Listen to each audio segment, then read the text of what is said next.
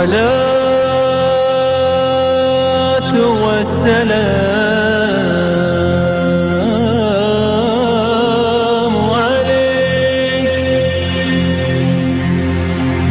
عليك يا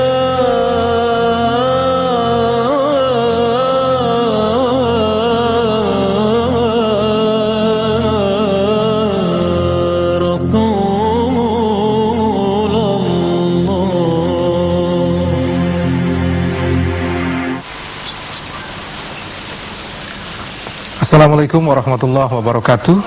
Waalaikumsalam warahmatullahi wabarakatuh. Pemirsa, bahagia sekali saat ini kita bisa berkumpul dalam forum yang sangat luar biasa ini, dalam forum silaturahmi, dan kita akan ngobrol mengenai sesuatu yang sangat luar biasa dalam dialog Cinta Rasul, persembahan dari TVRI Jawa Timur dan Taki Power Indonesia.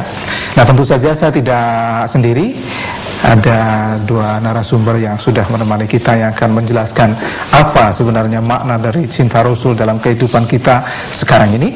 Yang pertama, di samping saya persis ada Ustadz Muhammad Taufik Abi. Assalamualaikum Ustaz. Waalaikumsalam warahmatullahi wabarakatuh. Apa kabar Ustaz? Alhamdulillah, baik. Sehat Ustaz? Sehat, alhamdulillah. Terima kasih Ustaz. Kemudian ada Profesor Dr. Abdullah Sahab. Assalamualaikum Ustaz. Waalaikumsalam warahmatullahi. Sempat kejebak macet Ustaz? Insyaallah enggak. Alhamdulillah. Pemirsa, kita sering mendengar mari kita mencintai Rasulullah Sallallahu Alaihi Wasallam. Mari kita meneladani Rasulullah Sallallahu Alaihi Wasallam dan para sahabat tentu saja. Tapi kadang-kadang kita susah mengaplikasikan dalam kehidupan sehari-hari, terutama pada kondisi seperti saat ini. Betul Ibu-ibu? Bapak-bapak bagaimana? Ada banyak halangan ya Bu ya. Nah, kita akan tanyakan kepada Ustadz Muhammad Taufik Abi dan Ustadz Abdullah Sahab. Ustadz, kalau kita berbicara mengenai masalah cinta ya, cinta ini sebenarnya kan persoalan yang sangat personal Ustadz.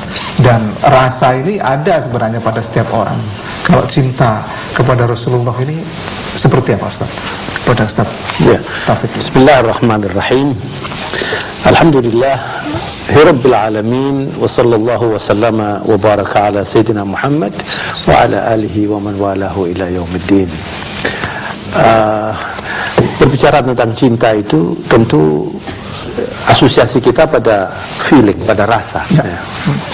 Dan Rasulullah itu punya banyak gelar atau punya banyak sebutan, di antaranya disebut Habibullah. Rasulullah juga disebut artinya kekasih Allah. Ya. Rasulullah juga disebut Al-Habibul Mahbub. Habib itu artinya orang yang dicintai, mahbub yang dicintai. Ya. Jadi memang kita perlu sekali mengerti bahwa cinta kepada Nabi itu harus, karena merupakan bukti keimanan. Artinya begini, semakin besar cinta kita kepada Nabi, itu sudah berindikasi imannya semakin baik. Jadi kalau orang tidak memperhatikan bagaimana supaya saya ini cinta Nabi, ini ada kaitan dengan kualitas imannya. Maka orang yang beriman harus sangat peduli kepada pemimpinnya, kepada maha gurunya. Itulah Rasulullah Sallallahu Alaihi Wasallam. Kepada Ustadz Abdullah Sahab, kalau perasaan cinta kita ini selama ini biasa-biasa saja Ustaz, apakah perlu dipaksakan supaya lebih cinta kepada Rasulullah SAW? Ya baik, bismillahirrahmanirrahim. Allah subhanahu wa ta'ala itu setiap saat melengkapi manusia dengan segala sesuatu yang dia butuhkan ya. Termasuk cinta yang ada di dalam diri manusia itu pemberian Allah subhanahu wa ta'ala. Secara potensial setiap orang punya rasa cinta di dalam dirinya ya. Bahkan saya kira di dunia binatang pun kita melihat rasa cinta daripada induk terhadap anak-anaknya. Sehingga itu pemberian Allah subhanahu wa ta'ala yang layak untuk disyukuri. Nah, cinta ini harus terarah dan cinta ini harus dipupuk dengan baik ya. Walaupun cinta ini bersifat perasaan, namun bisa saja cinta itu ditumbuhkan. Ada cinta yang bersifat potensial. Saya melihat contoh cinta yang barangkali sangat-sangat mulia, cinta yang barangkali tidak berharap balas. Itu adalah cinta di mana seorang ibu mencintai dan mengasihi anak-anaknya. Ini cinta yang barangkali paling ikhlas di dunia. Cinta yang non kalkulatif, cinta yang tidak reflektif, tetapi cinta yang memang diberikan oleh Allah Subhanahu wa taala sebagai bagian dari survival.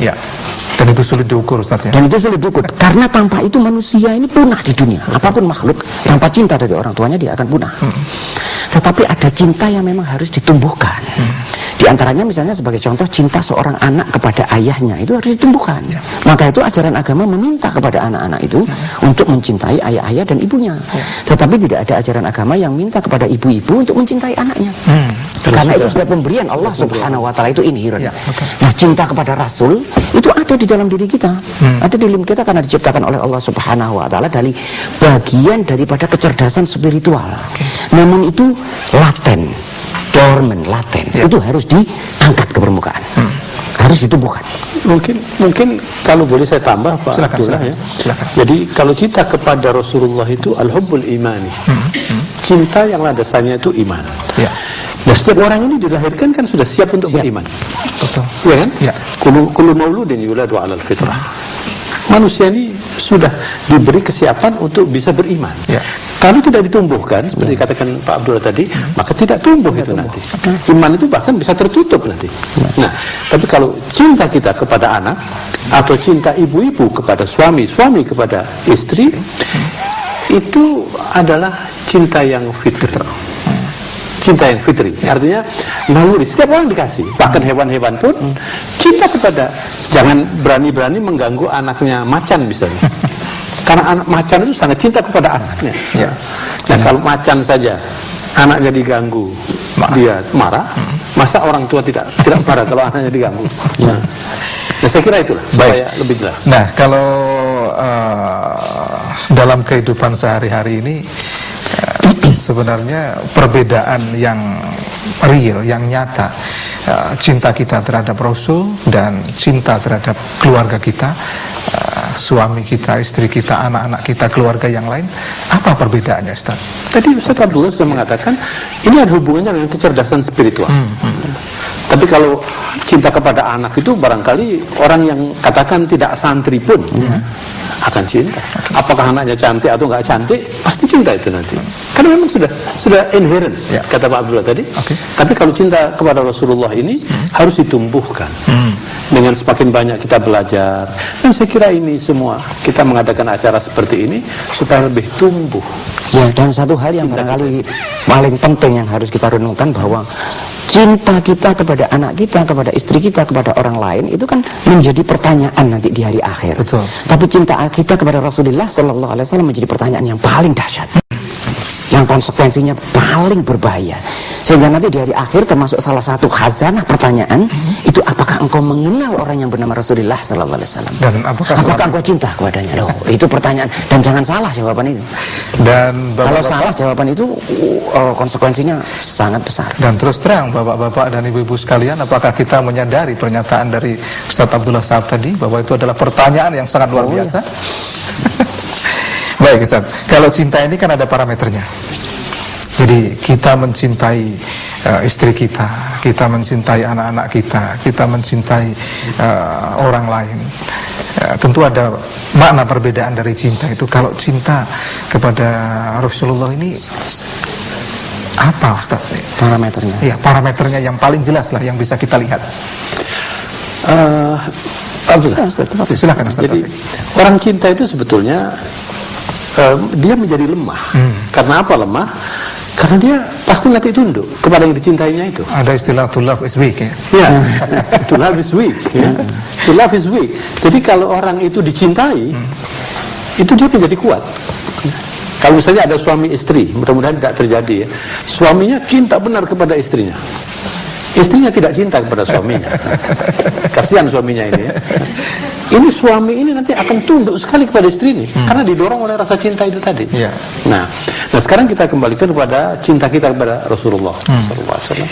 Barangkali kita perlu membaca satu ayat, qul in kuntum tuhibbunallah, qul in kuntum tuhibbunallah fattabi'uni yuhibbukumullah wa yaghfir lakum dzunubakum wallahu ghafurur rahim. Allahu akbar.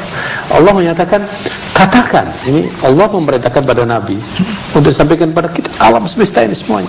Katakan, kalau benar kalian itu cinta kepada Allah, fattabi'uni. Ya. Di sini maksudnya cintai aku Rasulullah sallallahu alaihi wasallam. Yuhibbukumullah. Nanti kamu akan dicintai oleh Allah. Maka artinya, kalau kita itu mau menjadi pengikut Rasulullah yang baik, harus punya modal cinta. Supaya mudah kita mengikuti. Nah, kalau kita sudah mengikuti Rasulullah, nanti Allah cinta. Ditambah lagi, wa yaghfir lakum dzunubakum. Allah.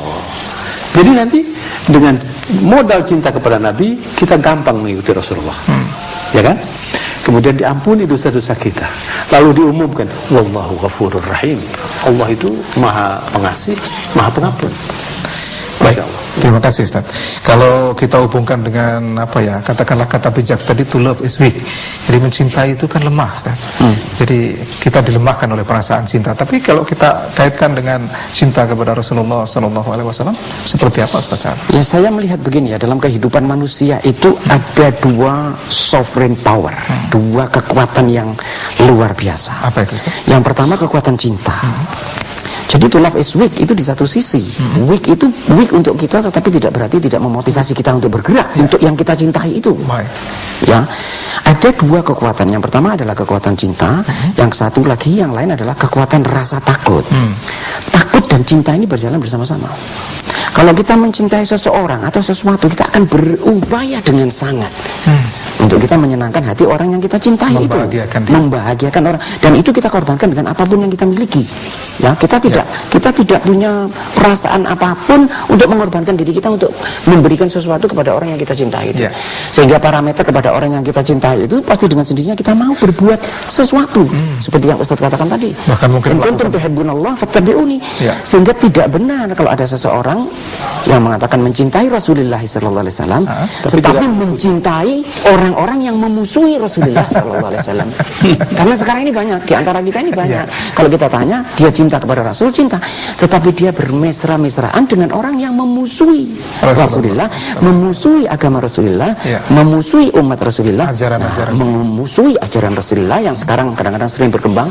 Sehingga itu tidak betul. Kalau Anda memang benar-benar cinta, pasti pewujudan Anda itu adalah ingin menyenangkan hati orang yang Anda cintai. Baik, terima kasih Ustaz. Kita jeda dulu pemirsa. Nanti kita akan lanjutkan lagi dialog cinta Rasul ini, dan ada banyak pertanyaan terutama dari bapak-bapak dan ibu-ibu yang hadir di studio saat ini. Tapi sebelumnya kita cermati beberapa pariwara berikut.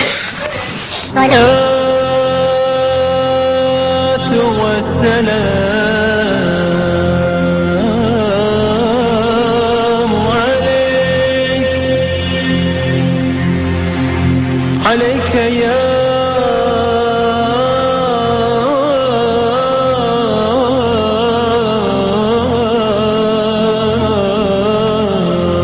رسول الله.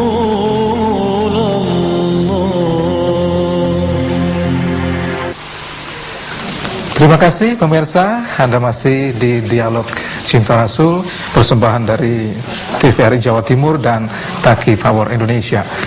Kita sudah bahas beberapa pertanyaan dan tentu ini bisa menambah pengetahuan kita, khasanah pengetahuan kita bagaimana sebenarnya cinta kita terhadap Rasulullah SAW dan apa yang harus kita lakukan serta apa yang sudah kita lakukan selama ini.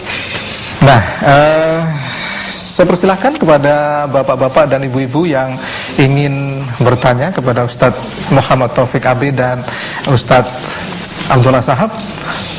Silakan dari ibu-ibu Al-Hikmah Perumahan ITS ya Bu ya. Silakan Bu. Terima kasih. Ya. Assalamualaikum warahmatullahi wabarakatuh. Waalaikumsalam. Kami dari kelompok pengajian Al-Hikmah Ya. Teman ITS. Begini, tadi sudah mendengarkan penjelasan dari Pak Taufik dan Pak Abdullah Sahab tentang cinta Rasul. Begini, kami sebagai para orang tua itu kadang mengalami kesulitan untuk menanamkan cinta Rasul itu kepada anak-anak kita. Bagaimana kira-kira cara untuk menanamkan pada anak-anak, apalagi anak itu masih TK atau masih SD. Sedangkan Rasulullah kan sudah tidak ada, tidak tampak. Nah, usia-usia seperti itu kan segala sesuatunya maunya yang kelihatan-kelihatan. Barangkali kami bisa diberi ilmu gitu ya. Karena di ITS juga banyak ibu-ibu muda yang masih punya putra yang masih kecil-kecil ya. Terima kasih. Iya, terima kasih. Assalamualaikum warahmatullahi wabarakatuh. Waalaikumsalam warahmatullahi wabarakatuh. Ini pertanyaan yang sangat mendasar, Ustaz. Jadi Rasulullah sudah ribuan tahun lalu wafat. Kemudian mungkin kepada anak-anak kita, terutama yang SD atau yang masih TK, PAUD apalagi, kita kan harus menceritakan itu. Nah, bagaimana menumbuhkan kecintaan itu terhadap mereka? Karena biasanya disampaikan tadi bahwa mereka meminta atau pengen contoh yang real, Ustaz. Silakan. Ya, bismillahirrahmanirrahim. Saya ceritakan sedikit pengalaman saya ketika saya masih anak-anak. Jadi saya kebetulan pada suatu hari saya bersama dengan seorang teman yang masih kecil. Mungkin kita pada saat itu ya 7 tahun, 8 tahun. Sehingga barangkali aspek pendidikan ya belum terlalu jauh masuk di dalam jiwa kita. Saya bersama teman saya itu masuk ke dalam masjid. Kemudian di masjid itu ada ustadz yang sedang mengaji. Dia menggunakan bahasa Jawa. Salah satu yang masih saya teringat, ustadz itu kemudian mengatakan begini, "Singen niku nggih, Kanjeng Rasul niku nggih." Itu teman saya bercucuran air matanya. Masya Allah. Mendengar kata-kata seperti itu, "Singen niku nggih, Kanjeng." Saya lihat, loh dia ini kok menangis. Ya. Itu di dalam hati anak kecil itu sudah ada rasa cinta yang sedemikian dalam. Baru dengar Kanjeng Rasul. Sama dengan sekarang kalau kita melihat ada acara-acara maulid dan sebagainya, kemudian kita mendengar orang salawat, kemudian orang banyak yang meneteskan air mata. Itu banyak yang tidak mengerti dan menganggap ada apa ini kok sampai? Oh, kamu belum sampai ke situ. Kamu belum sampai ke tataran. Setiap orang berbeda-beda. Itu dari mana dia dapat? Maka itu ceritakan kepada anak-anak kita ini lebih banyak tentang Rasulullah. Ceritakan di rumah itu bagaimana Rasul. Cerita itu tidak harus kita kumpulkan anak-anak, kamu saya ceriterani ya, tidak perlu begitu. Tapi ketika selesai sholat atau dalam kesempatan apa saja, kamu tahu Rasulullah SAW itu begini dulu di rumahnya. Rasul itu begini. Itu sedikit demi sedikit masuk ke dalam pikiran kita, sedikit-sedikit masuk. Nah, maka itu kalau kita tidak pernah tahu itu dan tidak pernah dididik di rumah, maka tidak akan ada seperti kata pepatah, tak kenal maka tak sayang. Ada cerita yang lain, Ustaz Taufik? Silakan. Tadi Ibu mengatakan untuk anak-anak justru sangat mudah itu kalau untuk anak-anak. Anak SD, anak TK. Saya kira begini, di rumah itu harus ditumbuhkan atmosfer. Apa atmosfer? Lingkungan, suasana. Ya. Supaya sejak kecil anak-anak itu mendengar Allah, mendengar Rasulullah SAW. Nabi kan mengajarkan kepada kita supaya anak kecil itu pertama kali kalimat yang diajarkan itu la ilaha illallah. Nah, kemudian Rasulullah dikenalkan. Dan begini ibu-ibu, sesuatu yang diulang-ulang ya, itu akan mudah masuk. Kenapa anak-anak kita itu gampang menirukan iklan TV? Ya. Karena diulang-ulang terus. Lalu berapa kali kita mengulang cerita Nabi? Barangkali tidak dipikirkan itu. Nah, mungkin dalam kesempatan ini baik karena ini banyak ibu-ibu. Ya. Ibu-ibu nanti bisa ceramah di ITS ya ibu-ibu. Ya. Memberitahukan, mari diperdengarkan yang banyak. Bahkan di sekolah Al-Hikmah, kebetulan saya di situ, saya menganjurkan kepada para ustadz, jangan hanya ditulis misalnya kebersihan itu dari iman, sebagian gitu, dari ya. iman. Ya. Saya menganjurkan ditulis Rasulullah. Ya. Rasulullah menganjurkan kita bersih. Jadi Rasulullahnya disebut. Ya. Kemudian Rasulullah menganjurkan kita kalau masuk masjid kaki kanan. Rasulullah mengajarkan kita makan dengan kaki kanan. Tangan kanan ya. Apa? Tangan kanan. Tangan kanan ya. Tadi sudah kaki, sekarang ya tangan. Jadi Rasulullah mengajarkan itu, sehingga ajaran-ajaran itu terus Rasulullah. Supaya anak-anak itu, kalau anak-anak kritis itu nanti dia mesti tanya, ya, kalau Rasulullah masuk kamar mandi bagaimana? Itu nanti akan baik. Jadi yang banyak disuarakan Rasulullah Sallallahu Alaihi Wasallam. Baik, bapak-bapak dan ibu-ibu, saya minta jawaban yang kompak. Sudahkah bapak-bapak dan ibu-ibu sekalian mengajarkan seperti apa yang sudah disampaikan Ustaz tadi? Tapi ke depan harus jawaban yang tidak pernah salah itu. Kalau insya Allah jawaban aman ulang ya Bu ya. Baik, sudah jelas ya Bu ya. Jadi memang harus berulang-ulang itu, karena sesuatu yang berulang biasanya membekas ke dalam benak dan hati kita. Ada pertanyaan yang lain? Silahkan Ibu. Oh oke. Adik-adik kita dari mahasiswa, silahkan. Dari Lukman Hakim, Sekolah Tinggi Ilmu Agama Islam Lukman Hakim. Baik, silakan.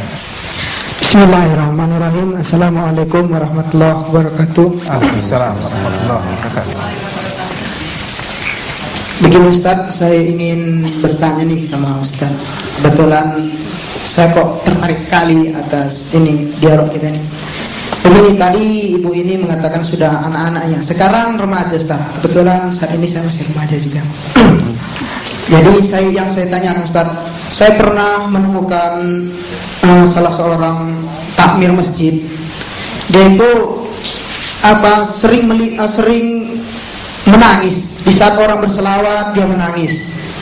Dan dia juga sering berselawat, bahkan mengikuti apa yang diajarkan oleh Rasulullah. Misalnya dia sholat malam, menangis.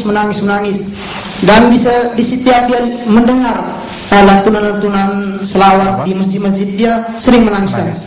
Tetapi yang saya tanyakan sini, yang ingin saya tanyakan, di malam hari dia juga bermaksiat. Apakah ini yang disebut cinta Rasulullah?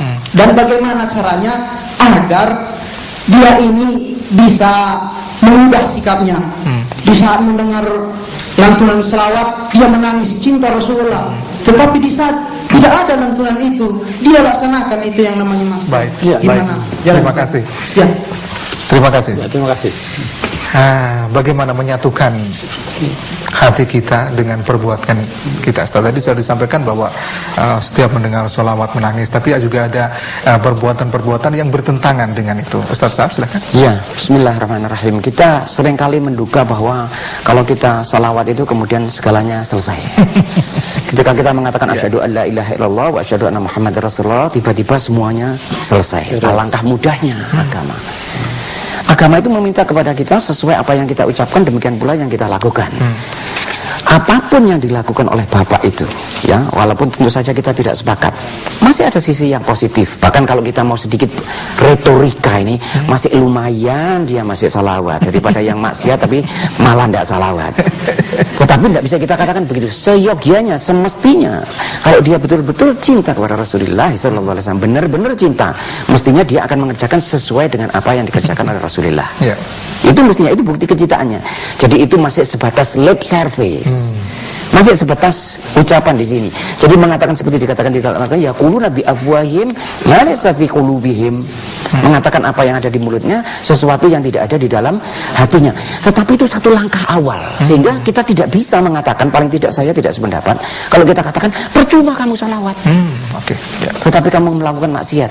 Yang kita katakan kepada dia, salawatmu itu teruskan, namun maksiatnya berhentikan.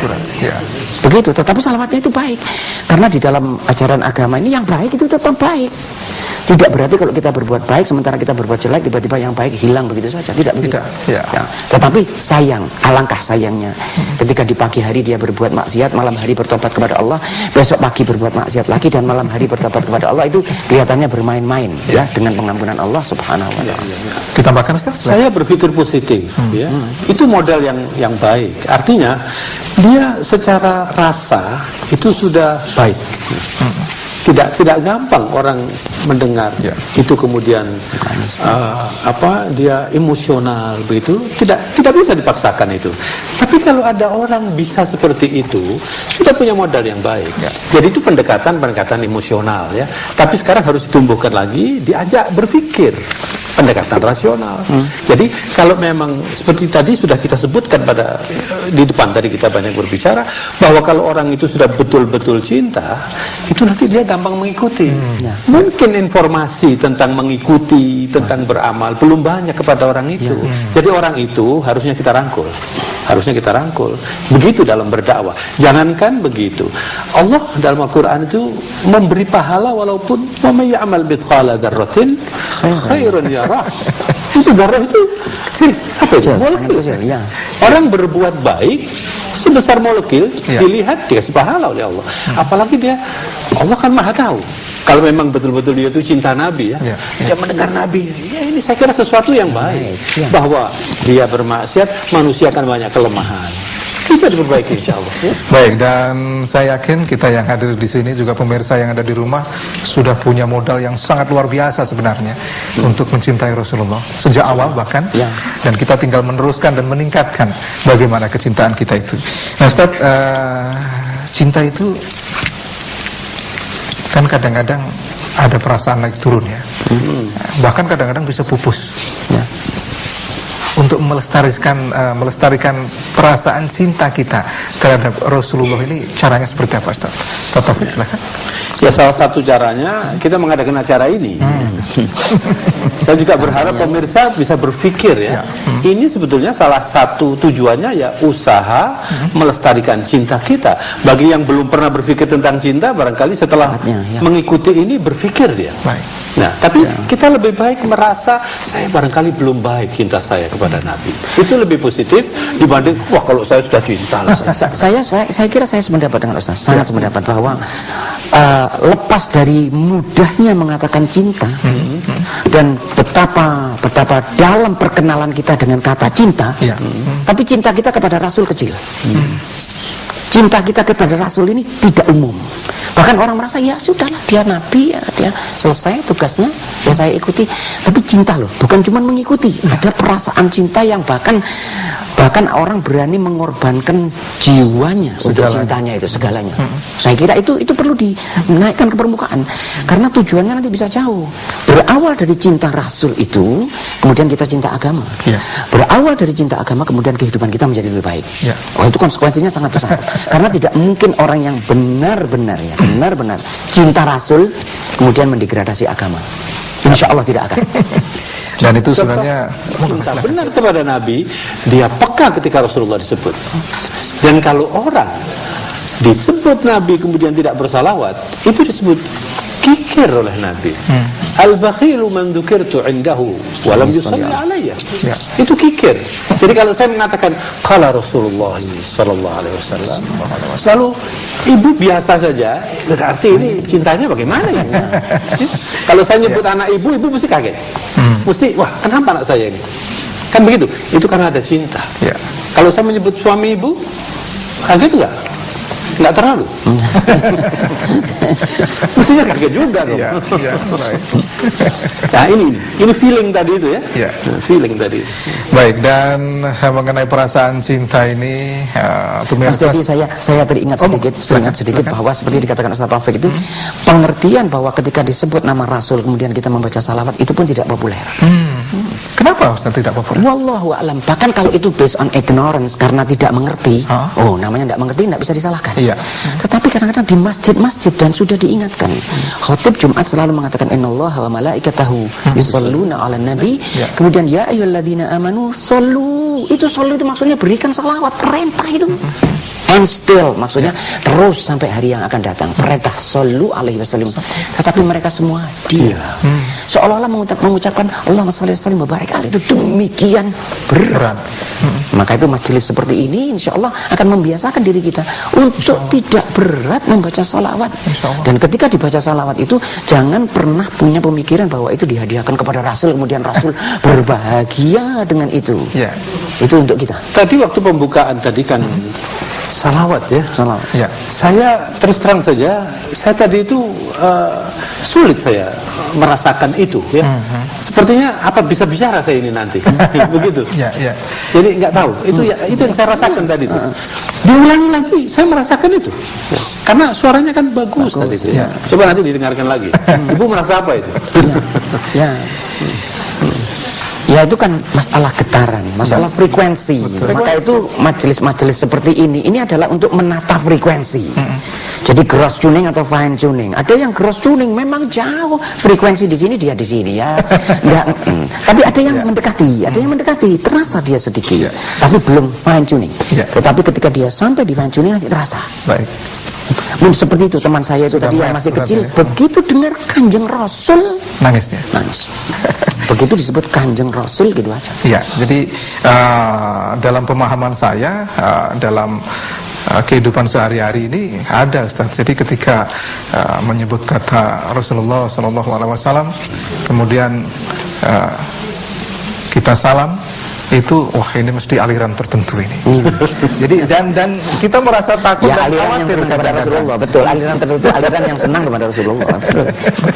Jadi persoalannya di dalam kehidupan sehari-hari seperti itu Bapak-bapak dan Ibu-ibu. Saya tambah ya. Ya, monggo silakan. Penting ini. Ya, silakan. Jangan sampai kita berpikir kalau orang yang bersalawat itu bukan orang kota gitu. Iya. Itu menyedihkan sekali. Jadi seakan-akan kalau salawat, membaca salawat itu di pelosok-pelosok ya, di surah-surah kecil gitu ya. Wah, itu konyol itu. Konyol. Akhirnya nanti orang-orang kota, ibu orang kota apa orang? Kalau seperti itu, sepertinya saya paling tidak itu pengamatan saya dengan Pak Abdullah ini, saya sering itu, kenapa ya kok di kota-kota kok justru sedikit sepi gitu. Kalau saya ceramah di pondok pesantren, saya kira Pak Abdullah juga sering di pondok pesantren, respon itu masya Allah luar biasa. Bahkan kadang-kadang berlebihan. Jangan berlebihan lah. Tapi kalau saya berceramah di perguruan tinggi, menghadapi intelektual ya. Sepertinya kok bagaimana Pak Abdul? Hambar ya, lebih hambar. Ya saya kira saya kira agak kurang kurang mengerti. Diprotes sama orang perguruan tinggi. Nah, saya kira pengamatan Ustaz saya kira sangat jelas bahwa kemungkinan itu adalah karena mereka tidak mengerti arti salawat dan diperuntukkan kepada siapa salawat itu. Atau kalau tidak mungkin ya kita karena kelompok intelektual atau orang kota mungkin stylenya harus itu yang saya khawatir itu. Stylenya harus lain. Terus bagaimana menumbuhkan salawat ini kepada kaum intelek yang tadi disampaikan agak sepi tadi Ustaz, tanggapannya? Dengan pendekatan rasional, rasional. Misalnya bagaimana? Ini perintah Allah, ya ayyuhalladzina amanu sallu alaihi wa sallimu taslima. Kita bisa berbicara rasional. Anda mengimani Al-Quran atau tidak? Kalau Anda mengimani Al-Quran itu tidak boleh selektif. Utuh seluruhnya. Dan Al-Quran, setiap kali Al-Quran memerintahkan sesuatu, Allah memerintahkan sesuatu, atau di dalam hadits sahih Rasulullah memerintahkan sesuatu, itu bernilai kewajiban. Berarti kan Anda belum memenuhi kewajiban. Paling tidak kewajiban terhadap Rasulullah SAW. Dan lebih jauh bisa diberitahukan. Saya, Pak Abdullah, dan kita semuanya ini berkumpul di sini, siapa yang mengajari? Ajaran siapa ini? Tidak pernah kita berbicara agama kecuali terujuk kepada maha guru kita itu. Rasulullah SAW. Saya guru, Pak Abdullah guru. Kalau ada murid tidak menghargai guru, kita mengatakan wah murid ini nggak santun. Apakah kita berani mengatakan tidak santun kepada Nabi? Kemudian kita merasa karena saya sudah intelek, ya sudah yang penting saya mengikuti Nabi, itu tidak penting. Nah ini salah, ini salah. Baik, terima kasih Ustaz. Dan masih banyak pertanyaan dari bapak-bapak dan ibu-ibu nanti yang akan kita lanjutkan kembali. Nah sekarang Ustaz ada sebuah pertanyaan yang menggelitik saya sebenarnya. Apa keterkaitan mutu ibadah seseorang, katakanlah ibadah kita dengan perasaan cinta kita terhadap Rasul, Ustaz? Baik, bismillahirrahmanirrahim. Seperti yang sudah kita bahas sebelumnya, bahwa seseorang yang benar-benar cinta itu akan berusaha menyenangkan hati orang yang dicintai. Ya. Kalau saya melakukan sesuatu dan saya tahu bahwa Rasulullah tidak senang dengan apa yang saya lakukan, apa karena saya lakukan? Sehingga kalau benar-benar itu dihayati, mungkin tidak seperti yang ditanyakan oleh mahasiswa itu, maksiat itu akan jauh dari kita. Tidak ada pretensi di dalam hati kita ini bahwa kita bersih, ya. Sama sekali. Saya kira Ustadz pendapat tidak ada pretensi di dalam diri kita kalau kita ini bersih, bukan itu. Tetapi ketika seseorang benar-benar mencintai Rasulullah, benar-benar, kemudian dia akan melakukan sesuatu yang menyakitkan hati Rasul. Oh, tidak mungkin. Sehingga kaitannya dengan ibadah sangat besar. Dan dia akan mengikuti semua yang dilakukan oleh Rasul, seperti yang dilakukan sahabat. Sahabat itu kalau Rasul melakukan sesuatu langsung dicontoh. Ya. Bahkan kadang-kadang sampai Rasul mengatakan yang itu tidak usah dicontoh. Gitu. Karena para sahabat itu begitu Rasul melakukan apa-apa, dia ikut. Bahkan tidak pakai bertanya. Tidak pakai bertanya, tidak pakai minta alasan. Ya. Ini kenapa Anda melakukan ini? Nah itu kaum intelektual yang sering kali banyak minta alasan. Para sahabat itu cuma lihat Rasul melakukan ini, dia lakukan. Karena perintah, wa ma atakumur rasul fakhudhu wa ma nahakum anhu fantahu. Yang dikerjakan Rasul, kamu kerjakan. Yang Rasul melarang, kamu jauhi. Baik. Ustaz Taufik, kalau dalam kehidupan kita saat ini, dalam kehidupan sehari-hari, apa saja yang harus kita lakukan untuk menunjukkan kecintaan kita terhadap Rasulullah SAW? Saya ingin membuat komparasi ketika kita berbicara tentang politik. Kadang-kadang saya juga heran orang-orang yang katakan highly educated, sudah pendidikan tinggi ya, itu bisa cinta benar dan patuh kepada ketua partai. Kalau datang ribut. Luar biasa. Pakai berdiri lagi. Pakai berdiri kalau datang. Pakai berdiri lagi. Kadang-kadang ini walaupun perintahnya ini sebenarnya nggak masuk akal, tapi karena sudah kenapa itu? Cinta. Oke. Cinta itu, ya karena cinta, jadi pokoknya perintah partai begini. Dan seringkali saya mendengar begini, ya gimana lagi ya, ini memang peraturannya begini, pimpinan kami begini, walaupun rasionya mengatakan tidak.